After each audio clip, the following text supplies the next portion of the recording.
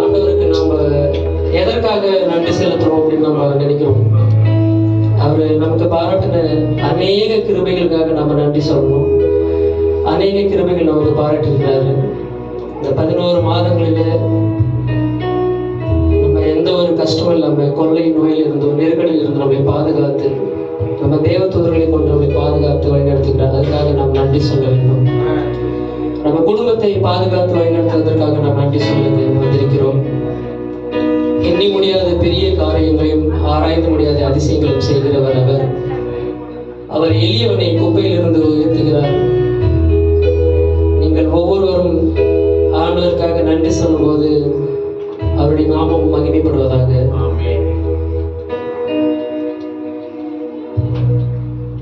நன்றியால் துதி பாடு, நம் இயேசுவை நாவாலே என்றும் பாடு. கரங்களை தட்டி நன்றியால் துதி பாடு, நம் இயேசுவை நாவாலே என்றும் பாடு. வல்லவர் நல்லவர் போதுமானவர், வார்த்தையில் உண்மை உள்ளவர்.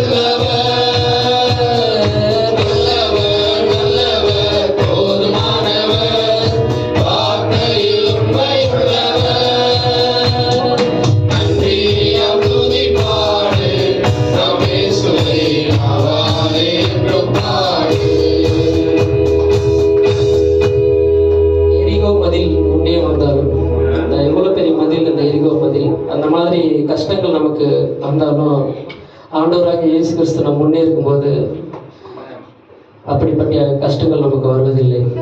விசுவாசிப்போமா? ஹல்லேலூயா. இது என்னோட ஃபர்ஸ்ட் வர்ஷிப்பு.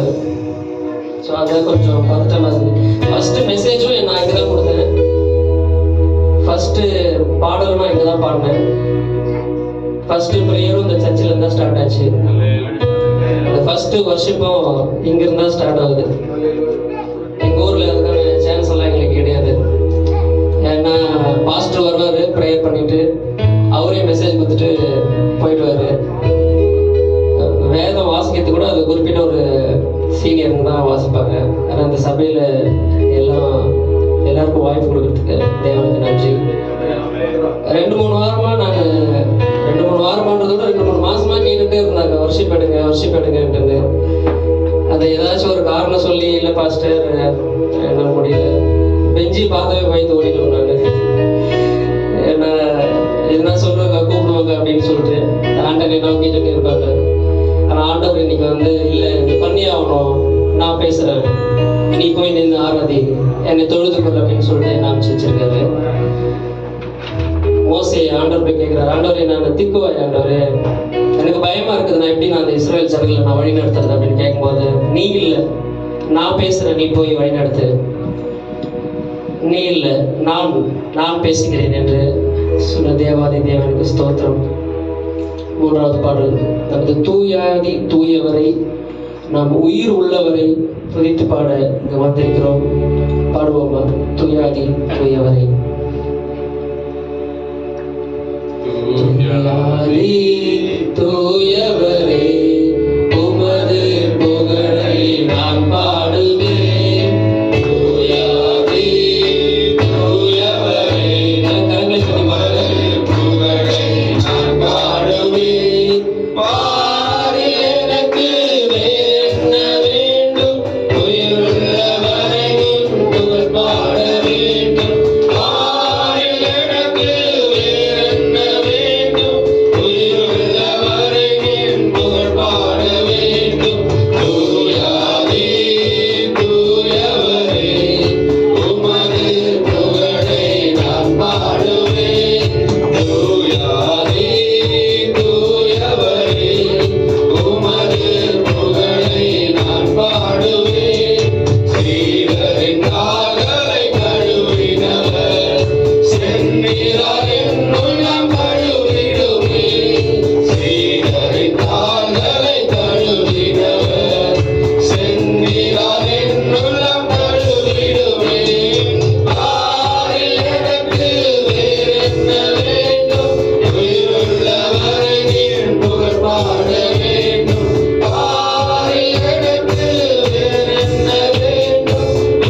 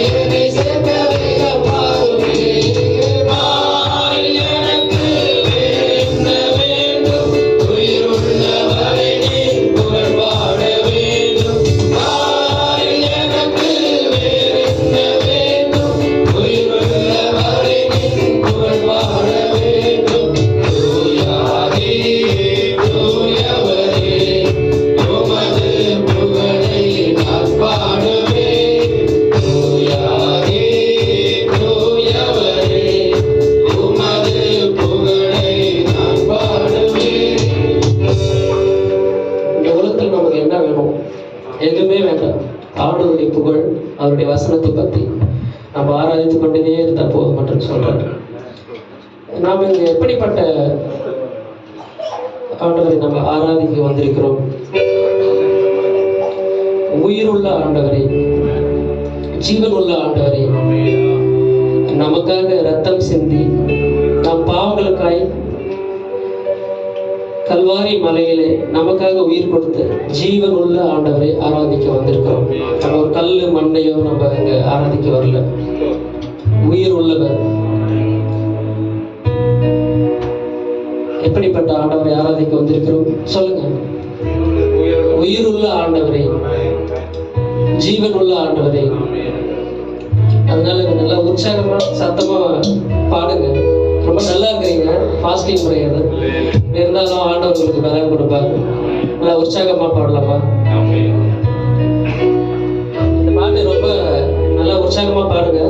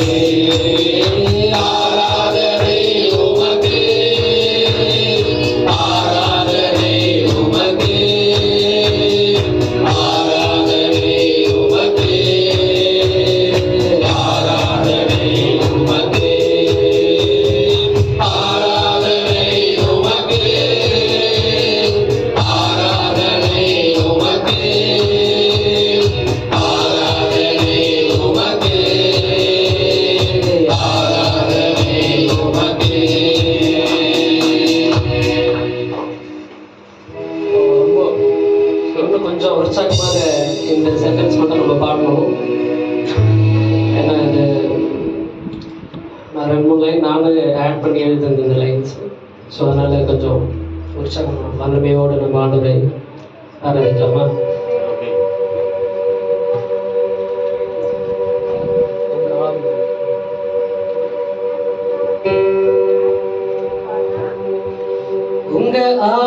ஆவியை அனுப்புங்க, என்னை உயிரடைய செய்யுங்க. உங்க ஆவியை அனுப்புங்க, என்னை உயிரடைய செய்யுங்க. உலர்ந்த எலும்புகளின் நாளில் உயிரடைய வேண்டுமே. பாருங்க, உலர்ந்த எலும்புகளின் நாளில் உயிரடைய வேண்டுமே. சேர்த்து பாருங்க, உயிரடைய வேண்டுமே, உயிரடைய வேண்டுமே, உயிரடைய வேண்டுமே, உயிரடைய வேண்டுமே. அவர்கள் உயிரடைய வேண்டும். உலர்ந்த எலும்புகள் உயிரடைய வேண்டும். வல்லமை வேண்டுமே, உங்கள் உயிர்த்தெழுந்த வல்லமை வேண்டுமே. பாதாள கட்டுகள் உடையட்டுமே, பார்வோனின் வல்லமை அழியட்டுமே. பாதாள கட்டுகள் உடையட்டுமே, பார்வோனின் வல்லமை அழியட்டுமே. உமக்காக நாங்கள் ஓடிட உயிரடைய வேண்டுமே. உமக்காக நாங்கள் ஓடிட உயிரடைய வேண்டுமே. உயிரடைய வேண்டுமே,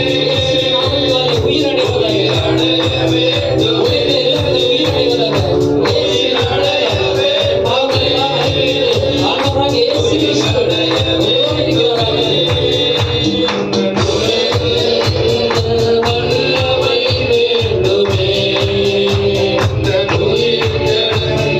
வல்லமை வேண்டுமே, உயிரடைய வேண்டுமே,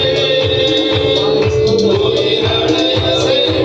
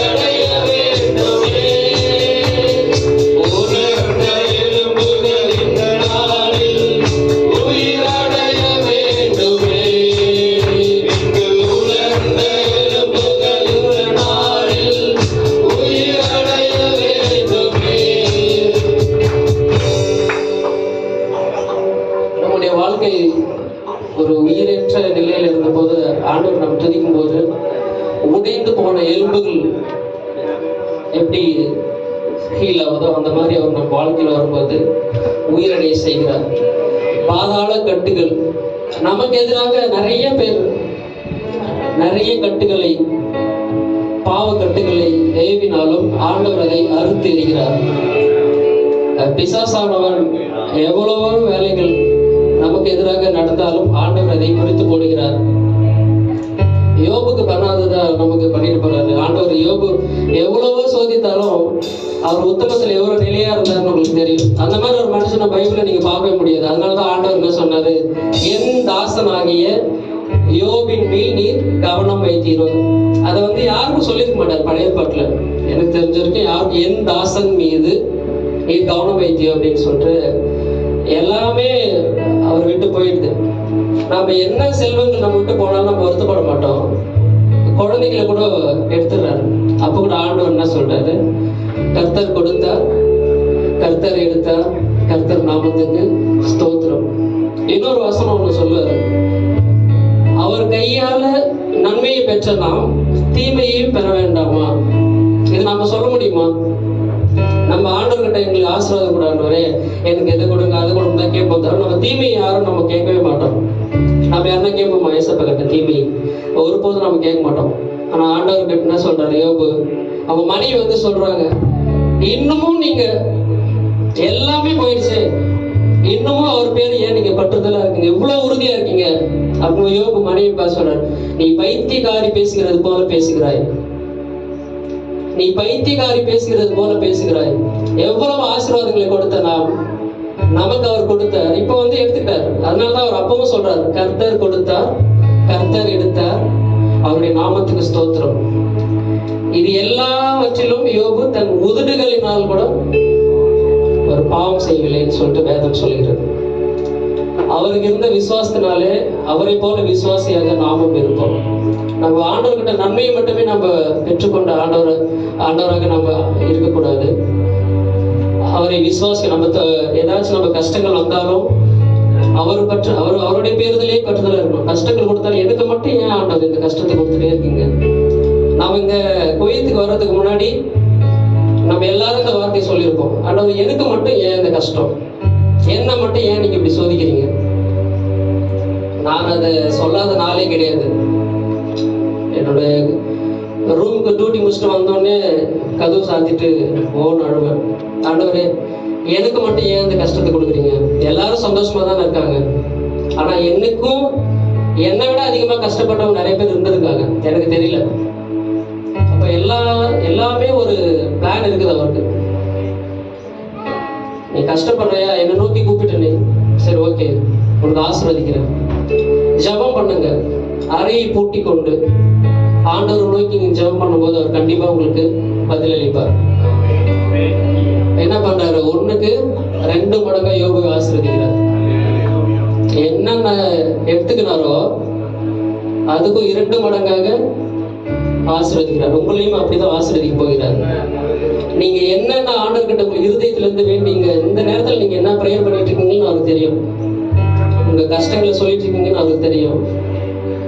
உங்க ஊருக்கு போகணும்னு என்னென்ன பிளான் இருக்கு, நான் இதெல்லாம் பண்ணணும் ஆண்டவரே, இதெல்லாம் எக்ஸிக்யூட் பண்ணணும்னு சொல்லிட்டு நீங்க அவர்கிட்ட கேட்டுருக்கீங்கன்றதை அவர் அறிவார். உங்கள் இருதயங்களின் வேண்டுதலை அவர் அறிவார். அறிந்து சும்மா இருக்க மாட்டார், அதுக்கு பதில் கொடுப்பார்.